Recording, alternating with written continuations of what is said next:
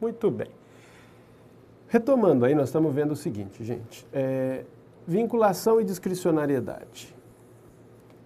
O que é isso daí? Nós terminamos de ver os elementos, já falei várias vezes em discricionário e vinculado. Aqui é só uma forma que precisa reforçar esse assunto,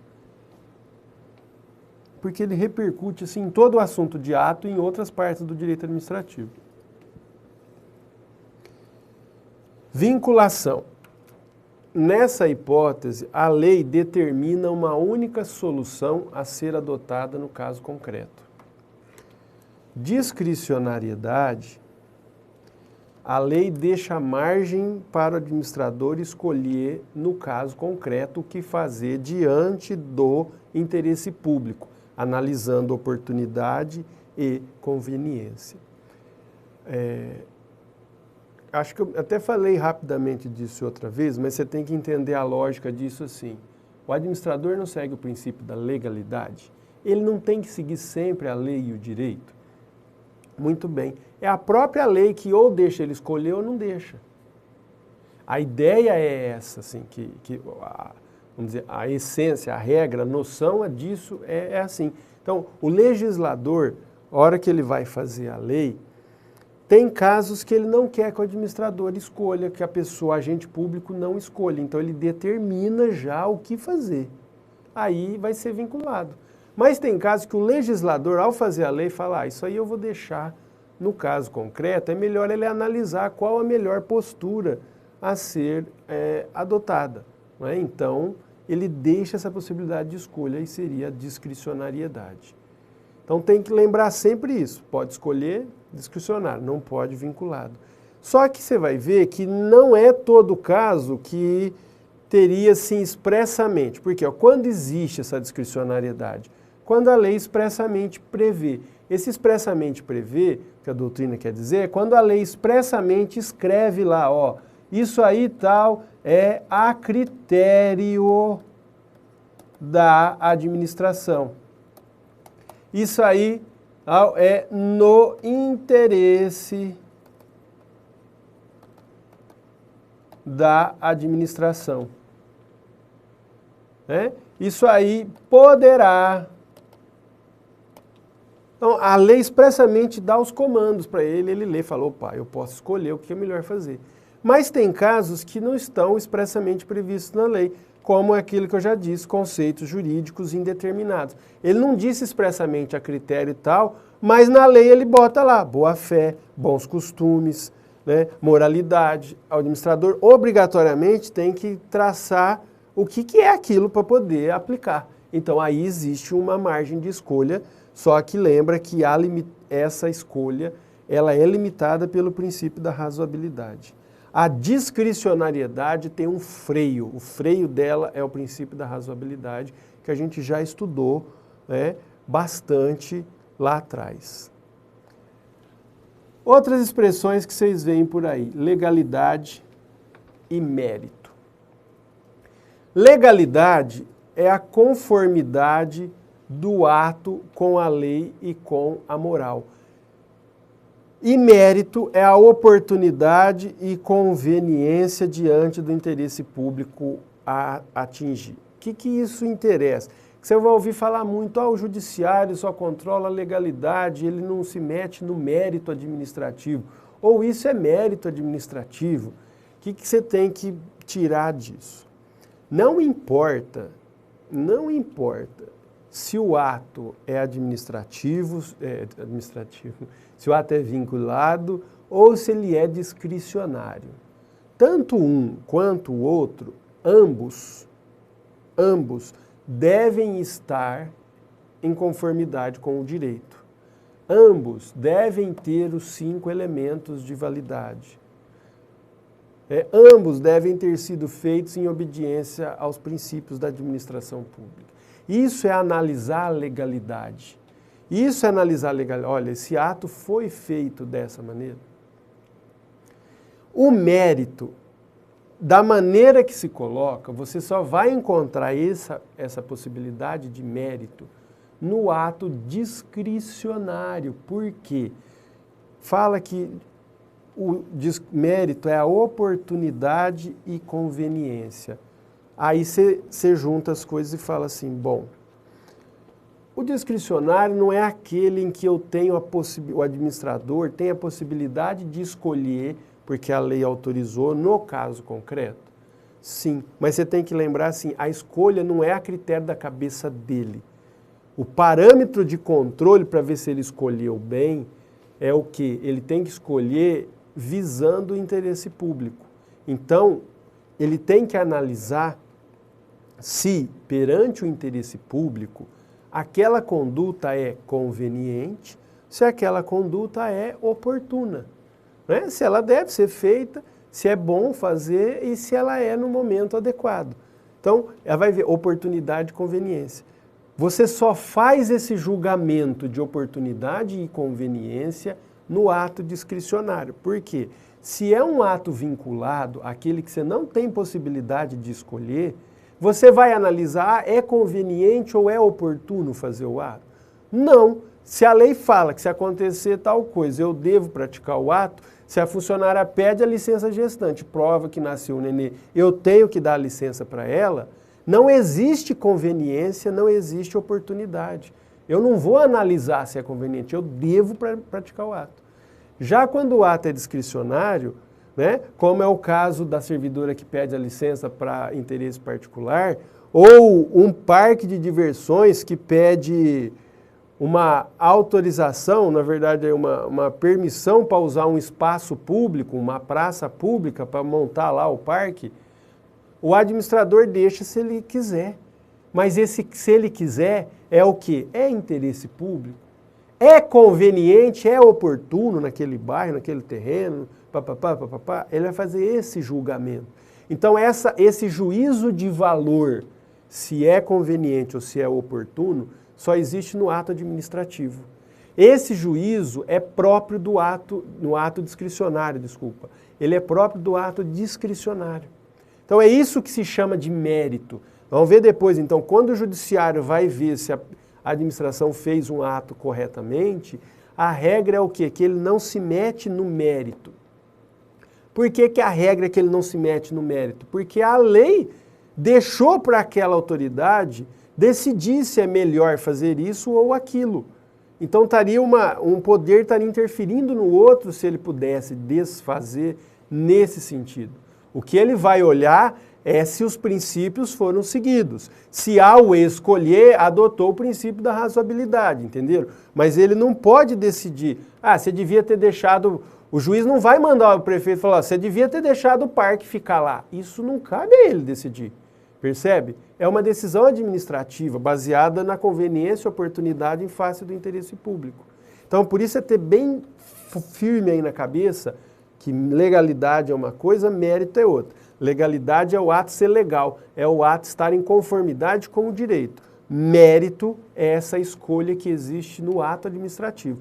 Conveniência e oportunidade em face do interesse público. Ok?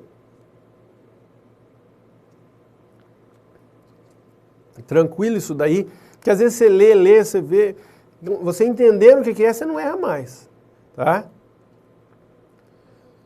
Outro assunto que cai muito, como eu já falei, atributos ou características do ato administrativo. Né? Nós vamos ver, são 3. Né? Da mesma maneira, tem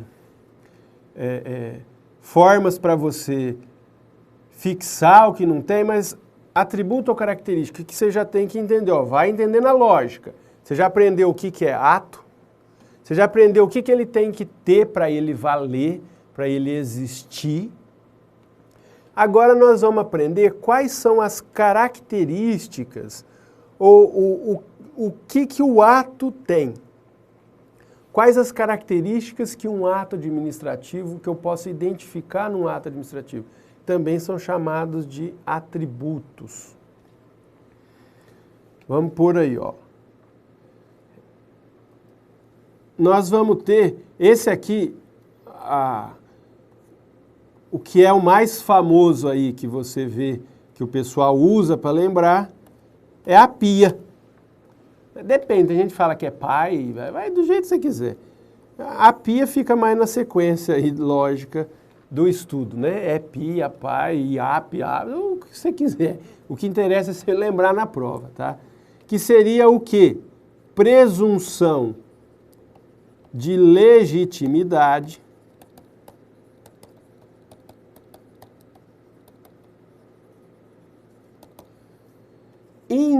imperatividade e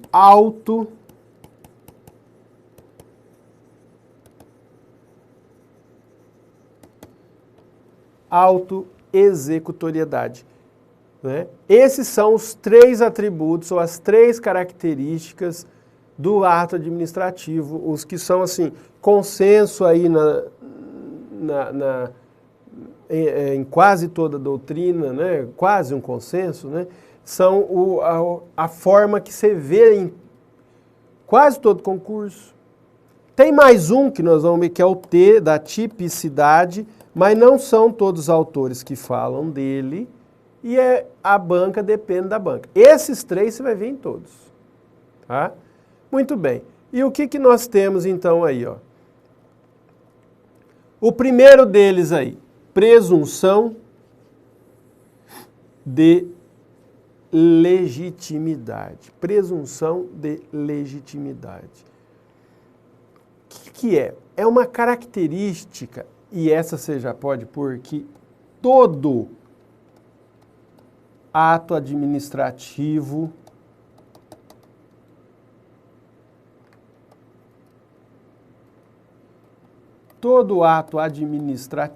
tem.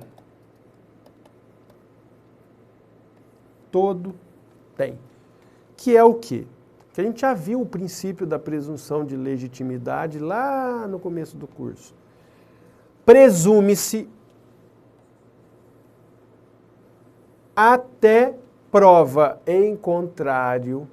Então você lembra que é uma presunção relativa, não é uma presunção absoluta, é uma presunção que admite prova em contrário, que o ato administrativo foi realizado de acordo com o ordenamento jurídico. Tá? Então, pela presunção de legitimidade, vai haver essa presunção. A presunção, para lembrar lá, que não lembro o que a gente falou no começo, como a administração segue o princípio da legalidade, tudo que ela faz deve estar de acordo com o direito, você cria uma ficção de que tudo que ela faz deve estar de acordo com o direito. Não é fácil, se ela tem que seguir, eu entendo que tudo que ela faz deve estar certo. Esse deve estar certo quer dizer que você presume que esteja. E isso é chamado de presunção de legitimidade, que vai estar de acordo com o ordenamento jurídico. Só que aí, o que você tem? O que isso repercute na prática? Por isso que eu gosto de mostrar e tentar mostrar para você quais os efeitos, como que você vê exemplo para você ver no seu dia a dia. Ah, mas o que adianta essa presunção, professor? Isso aqui até a gente falou já parcialmente dele lá atrás. Primeiro efeito, o ato pode ser praticado imediatamente. Como assim? Se há uma presunção de que o ato que a administração vai fazer, ele está de acordo com o direito, eu não preciso consultar um órgão, eu não preciso consultar um outro poder, até porque você nem pode, para saber se esse ato está certo. A administração simplesmente pratica e, ao praticar, se presume que aquele ato está correto. Outro efeito, ele produz efeito até que seja retirado da esfera jurídica. Esse é o efeito que tem a maior repercussão prática. Por quê? Porque a administração praticando o ato está feito. Aí você fala assim, ó, mas esse ato aí não está certo, não.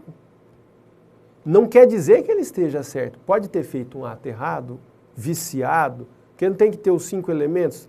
Pode ter vício em um deles, aí o ato tem vício, né? O ato não vai ser válido. Mas ele feito, ele vai continuar produzindo seus efeitos até que ele seja extinto. Como assim? Lembra que eu dei o exemplo até igual a esse lá na aula desse princípio. O fiscal vai até o estabelecimento e interdita o lugar. O ato de interdição foi feito. O que se presume? Que esse ato de interdição está de acordo com o direito. Beleza? Mas pode não estar, não pode? Pode. Por exemplo, ele pode ter inventado, pode ter um motivo ser falso. Por quê? Ele escreveu que fez isso porque tinha lá coisa estragada. E na verdade não tinha, ele que plantou lá essas coisas. E pode ser que o dono tenha prova disso. Mas o ato está feito. Então e não basta o dono alegar que aquilo não vale, entendeu? Não basta ele reclamar para desfazer. Ele tem que, se por exemplo ele reclamar, o superior do fiscal tem que reconhecer que tem o erro e escrever que o ato está anulado. Ou, se ele procurar um advogado, o dono do local, entrar na justiça, o juiz dê uma decisão dizendo que o ato está anulado, que aquilo ali não vale mais. Então você perceba que por conta dessa presunção, até que alguém prove o contrário, e esse prove não é alguém só mostrar, é isso ser reconhecido pelo Estado, seja na esfera administrativa, pela própria administração, seja na esfera judicial, né, pelo juiz, o ato continua produzindo efeitos. Então, esse lugar, o açougue, o estabelecimento que foi interditado, se demorou uma semana para o juiz conceder a liminar anulando, para fazer desinterditando o lugar, ele vai ficar uma semana interditado. Eu não posso ir lá arrancar o lacre. Percebe qual que é o efeito? Esse efeito, ele é o mais perceptível da presunção da legitimidade. Outro efeito que tem dele, o que se entende é que há uma inversão do ônus da prova. Por quê? O ato de administração está certo, até que você prova o contrário. Então, o interessado é que vai ter esse trabalho de produzir a prova para desconstituir o ato. Tá? Uma inversão de quem tem que provar. Outro efeito, o judiciário não pode apreciar de ofício o vício do ato. Então, o entendimento que tem é que o Poder Judiciário só vai o quê? Anular um ato administrativo quando alguém fizer um pedido nesse sentido. Que aí ele vai analisar se o ato tem ou não tem o vício alegado. Tudo bem? Aí aqui vem um ponto, igual eu falei lá na outra aula de poderes, lembra sobre poder regulamentar e normativo, que a FCC adotava, ela gosta bastante da professora de Pietro. Então, muitas provas, eles adotam o posicionamento dela com nomenclatura dela, como eu falei lá do poder normativo, quando a gente estudou poderes. Aqui, nós temos uma situação parecida para você lembrar. Ela usa a expressão presunção de legitimidade e de veracidade. Ó, ela trabalha com duas coisas. Presunção de legitimidade e de veracidade. Aí ela separa e diz, ó, presunção de legitimidade é isso daí mesmo. É uma presunção, uma ficção que se cria de que todo ato que a administração faz está de acordo com a lei, de acordo com o direito. Beleza. Só que ela fala, mas tem também a presunção de veracidade. Né? Veracidade diz de verdade, que o quê? Que presumem-se verdadeiros os fatos alegados pela administração para a prática do ato. Então, nesse exemplo que eu dei da interdição, ele ter dito que tinha coisa estragada no local, segundo ela, presume-se que isso é verdade até que alguém prove o contrário. Então, para ela, existem essa presunção, não é que existem duas presunções. Dentro da mesma... ela divide essa presunção em relação ao ato em dois aspectos, tanto à legalidade quanto aos fatos. Quanto à legalidade, ela presume que o que foi feito de acordo com a lei. E ainda, para que isso fosse feito, ela acredita, presume-se, que o quê? Que o que o funcionário disse que aconteceu e que levou ele a fazer o ato, isso foi verdade. Então, ela fala em presunção de veracidade. Então, eu já vi pergunta questionando, e segundo a teoria dela, falando o quê? Que aqueles efeitos que a gente acabou de ver, que efeitos? O ato ser praticado imediatamente, produz efeito até que seja extinto, inversão do ônus da prova, o judiciário não declara de ofício, eles decorrem, na verdade, da presunção de veracidade e não da legitimidade. Então, o que você tem que ficar esperto em entender? Presunção de legitimidade é o padrãozão que você vai ver nas provas. Presume-se que o ato está de acordo com a lei e a decorrência é efeito dessa presunção, aqueles lá que eu disse, de poder fazer imediatamente, de produzir efeito até que seja extinto. Mas se a banca tivesse valendo da definição da professora de Pietro, se você vê na questão que ele desmembra em legitimidade e veracidade, que ele fala das duas coisas quando fala dessa presunção, aqueles efeitos, eles decorrem da veracidade e não da legitimidade. Tá bom? Beleza? A segunda característica ou segundo atributo do ato administrativo é a chamada imperatividade. O que é a imperatividade, gente? Os atos administrativos se impõem a terceiros, mesmo sem a concordância destes. É isso que a gente falou lá do poder de polícia, que lá eu usava a expressão coercibilidade, lembra? A ideia é a mesma, o quê? Que o ato administrativo, ele é imposto ao destinatário. A administração não é próprio do ato administrativo que ela o faça de forma unilateral. Então ela vai e faz o ato. Ela enfia o ato goela abaixo do caboclo. Essa é a ideia da administração. Mas o ato pode ter visto e tal, mas a ideia é essa, que ela impõe o ato. Ela não pede autorização para a pessoa para fazer o ato. Ela faz o ato e pronto. Isso é uma característica do ato administrativo. Então, ela interdita sem pedir, ela multa, não é? Ela nomeia para o concurso sem pedir, perceba? Ela faz isso. Só que a questão, até nesse do concurso aí não é muito caso, porque aí não... Mas porque você usa isso em ato normativo. Então, por exemplo, num decreto, ao regulamentar uma lei, ela explica uma lei e determina um comportamento quando? Sem pedir nada para ninguém. Tá? Então, assim, até lembro, nesse caso aí do ato da nomeação não serviria porque você vai ver que nesse caso não tem imperatividade. Como assim? Então, isso é uma coisa que você já anota aí. Não existe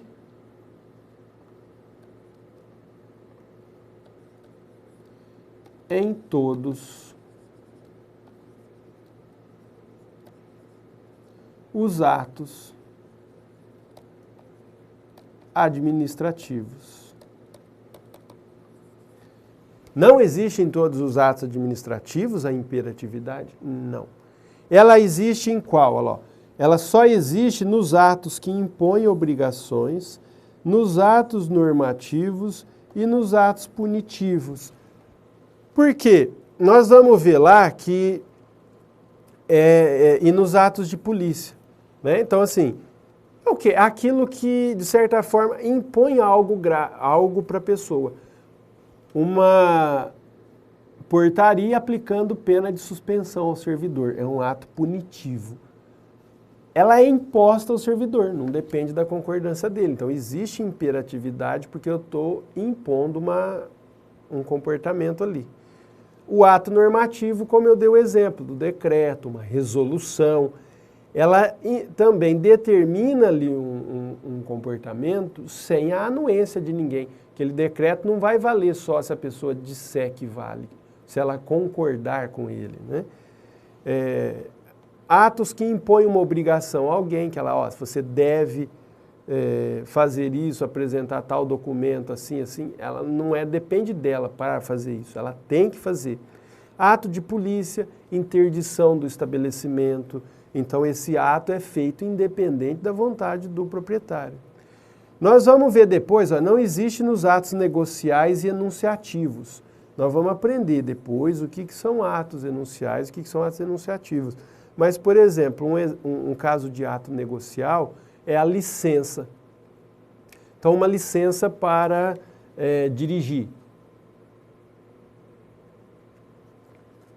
A administração, ela só concede a licença para dirigir para quem pede. E ao fazer o ato de licença para dirigir, ela não está impondo um comportamento para aquele que recebe a licença, se ele dirige, se ele quiser, percebe? É diferente. Mesma coisa, um ato enunciativo, um atestado, uma certidão. Numa certidão não se impõe nada para ninguém. Então a ideia é assim, a imperatividade ela só vai existir nessas hipóteses em que ela determina que certos comportamentos sejam adotados, que certos comportamentos sejam feitos.